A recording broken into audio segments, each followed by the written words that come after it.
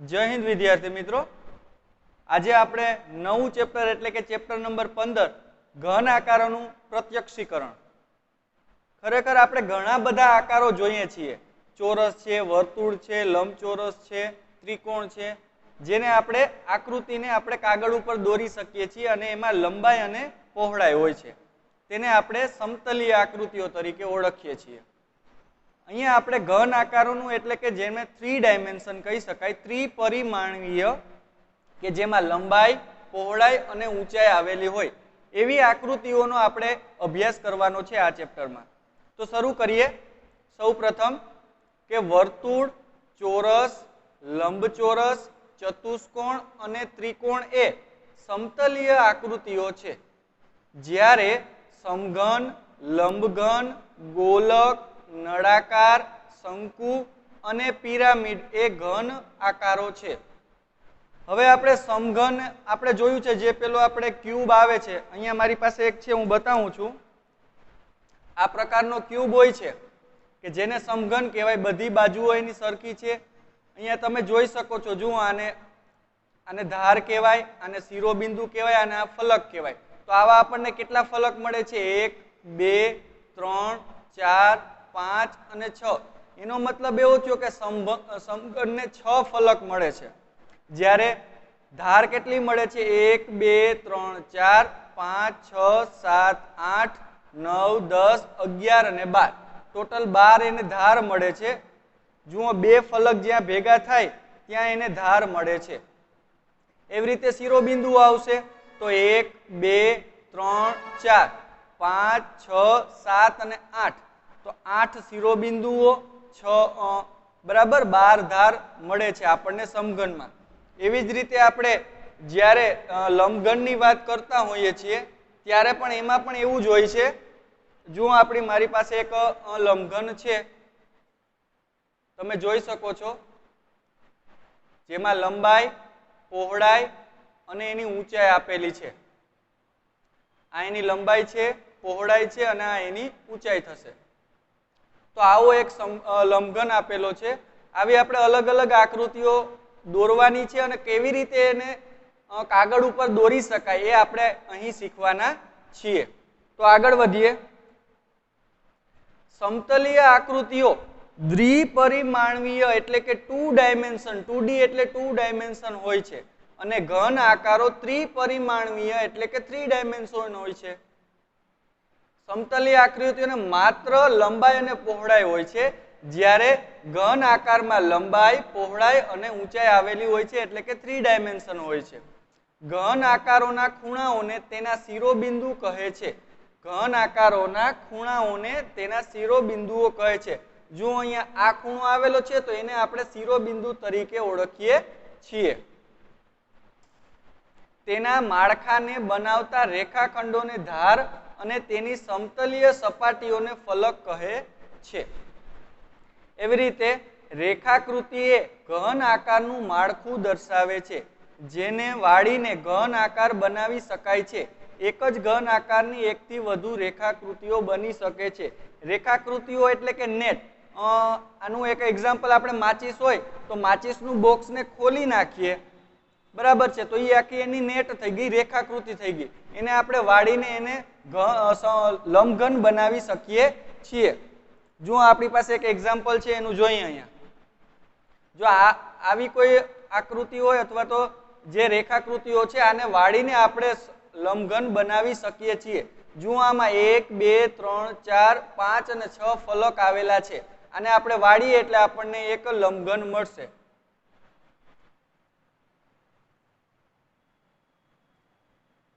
તમે જોઈ શકો છો આવી રીતે એને આપણે વાળીને આપણે એક લંબઘન બનાવેલો છે। તો આ જે આખે એને ખોલી નાખીએ તો આપણને એક રેખાકૃતિ એટલે કે નેટ મળે છે। આ 2 ડાયમેન્શનમાં છે, એને વાળીને આપણે 3 ડાયમેન્શનમાં મેળવી શકીએ છીએ। તો આવી આકૃતિઓ આપણે આ ચેપ્ટરમાં દોરતા શીખવાના છીએ। અલગ અલગ આકારોની આપણે જ્યારે જ્યારે આવશે ત્યારે જોતા જઈશું। તો શરૂ કરીએ સ્વાધ્યાય 5.1। એમાં આપેલું છે અહીંયા ટેક્સ્ટબુકમાં તમે પેજ નંબર 281 ઉપર જોઈ શકો છો કે સમઘન બનાવવા માટે ઉપયોગમાં લઈ શકાય તેવી રેખાકૃતિ ઓળખો. રેખાકૃતિની નકલ કરીને કાપીને પ્રયત્ન કરો. અહીંયા આપણને અલગ અલગ રેખાકૃતિઓ 6 આપેલી છે. કઈ રેખાકૃતિમાંથી સમઘન બનાવી શકાય એ આપણે કહેવાનું છે. તો જોઈએ અહીંયા આ પહેલી આકૃતિ છે, આ બીજી આકૃતિ છે અને આ ત્રીજી આકૃતિ છે. એવી રીતે આગળ 4, 5 અને 6 6 આકૃતિ આપેલી છે. અહીં આપણે જોઈ શકીએ છીએ કે ઉપર આપેલી રેખાકૃતિઓમાં 2, 3, 4 અને 6 રેખાકૃતિ સમઘન બનાવવા માટે ઉપયોગમાં લઈ શકાય છે. જો અહીંયા જોઈ શકો છો આમાંથી પણ એક સમઘન બનશે. એવી જ રીતે આમાંથી પણ સમઘન બનાવી શકાય એવી આકૃતિ આપણી પાસે, જેવી રીતે હમણાં જોઈ હતી કે આમાંથી આપણે એક લંબઘન બનાવી શકીએ. એવી રીતે મારી પાસે એક આ છઠ્ઠી આકૃતિ છે, તમે જોઈ શકો છો. જો આવી રીતે આ જે છઠ્ઠી આકૃતિ છે એ આવી કંઈક છે. એને આપણે વાળીએ તો આપણને એક સમઘન મળે.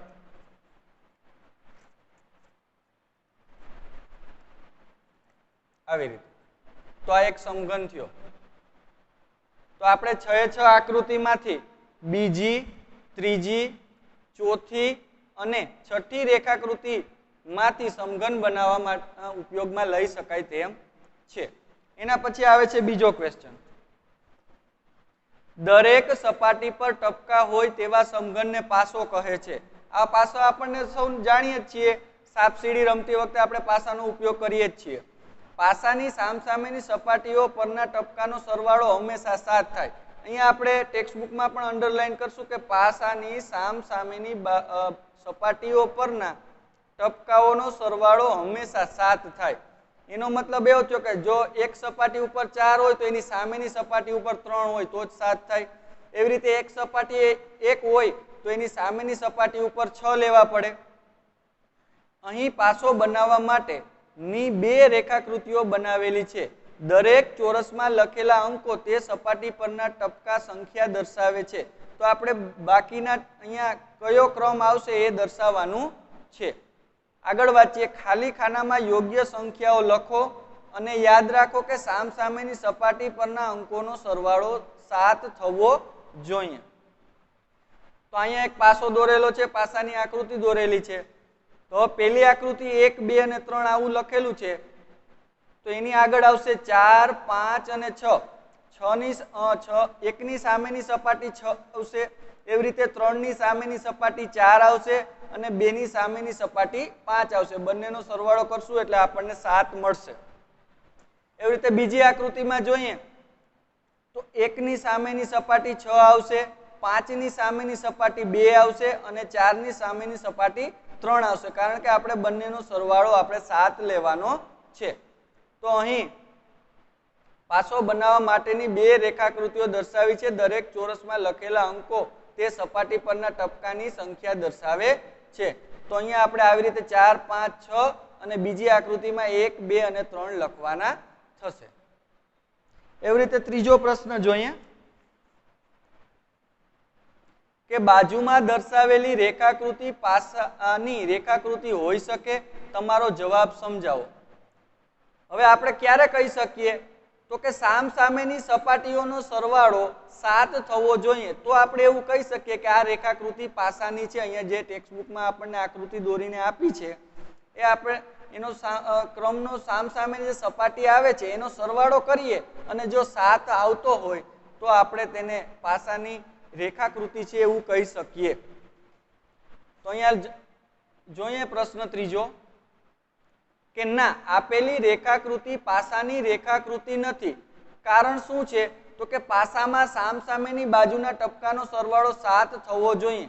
તો 1 ની સામેની બાજુ 4 આવશે, એવી રીતે 3 ની સામેની બાજુ 6 આવશે અને 2 ની સામેની બાજુ 5 આવશે. પણ અહીંયા જોઈ શકો છો તમે 1 + 4 5 થાય તો એ પણ 7 માં ઘટે છે, 7 બરાબર નથી. એવી રીતે 3 + 6 3 અને 6 નો સરવાળો કરીએ તો 9 થાય, એ 7 થી વધી જાય છે, તો અહીંયા આ પાસા માટેની રેખાકૃતિ છે નહીં.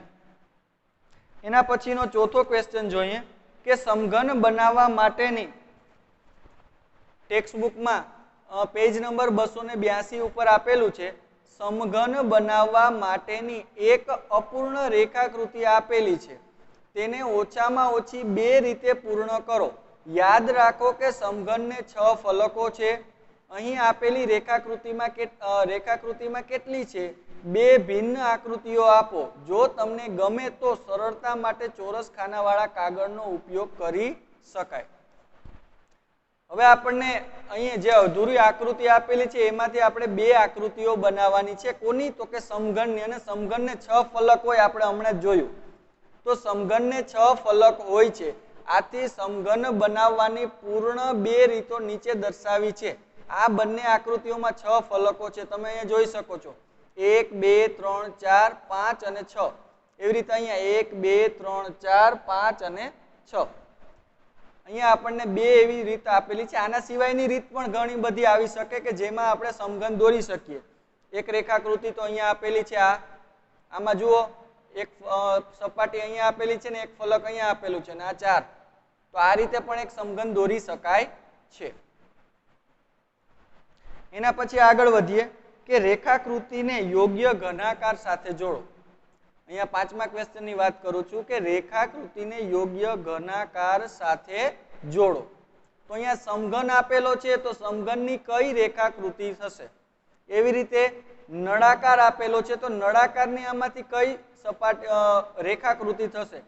શંકુ આપેલો છે, તો શંકુની કઈ રેખાકૃતિ થશે? અને અહીંયા પ્રિઝમ આપેલું છે, તો પ્રિઝમની કઈ રેખાકૃતિ, પિરામિડ આપેલું છે, તો પિરામિડની કઈ રેખાકૃતિ થશે એ આપણે જાણવાનું છે. તો શરૂ કરીએ. સમઘન છે તો એમાં જુઓ 1 2 3 4 5 અને 6. 4 એની ફરતે અહીંયા આપણે જોઈએ ક્યુબમાં જ, તો 4 સપાટી ફરતી બાજુ છે અને ઉપર અને નીચે ટોટલ 6 ફલક છે. તો 6 ફલક વાળું આપણે રેખાકૃતિ મેળવવાની થાય. તો અહીંયા તમે બીજા જોઈ શકો છો કે આ 2 નંબરની જે છે 1 2 3 4 5 અને 6 છે, તો સમઘન માટે એ રેખાકૃતિ થશે. તો પહેલાની સામે આ બીજું આવશે. એવી રીતે નળાકાર છે, તો નળાકારમાં તમે જુઓ, અહીંથી કોઈ પણ નળાકારને ઊભો જો ખોલવામાં આવે તો આ એક લંબચોરસ થશે અને ઉપર એની વર્તુળ આપેલા છે 2. એની આપણે રેખાકૃતિ અહીંયા જોઈ શકીએ છીએ. જુઓ આવી રીતે. જ્યારે આપણે નળાકારને ખોલીએ ત્યારે આપણને એક લંબચોરસ અને 2 વર્તુળ મળે છે. તો આને આપણે જુઓ આવી રીતે કરી શકીએ.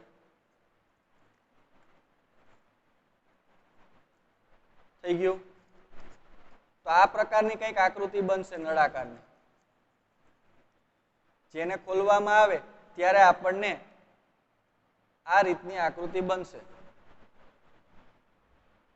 તો એવી આકૃતિ આપણને અહીંયા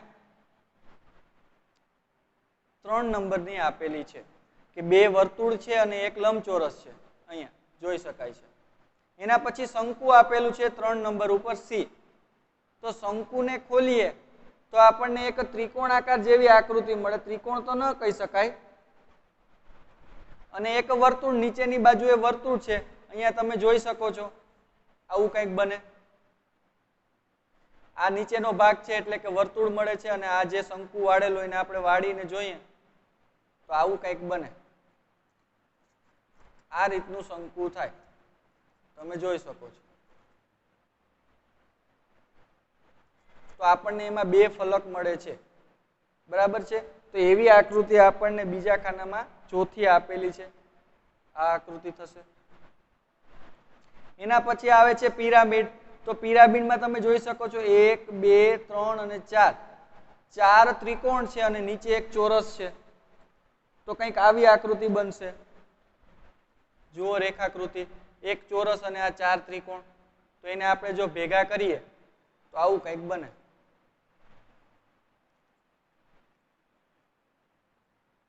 આ થશે પિરામિડ.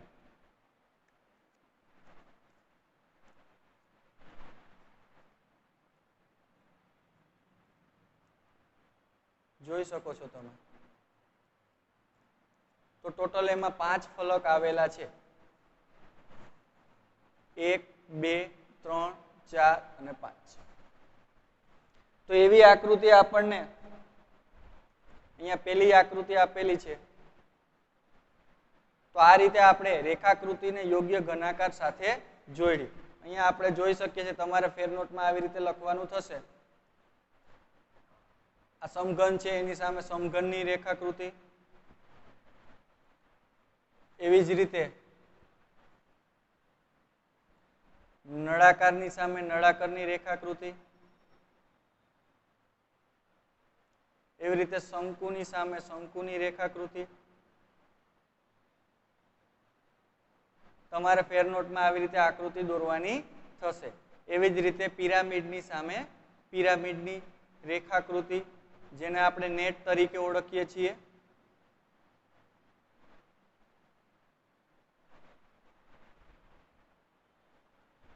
તો આ સાથે સ્વાધ્યાય 15.1 અહીં પૂરું થાય છે. Thank you.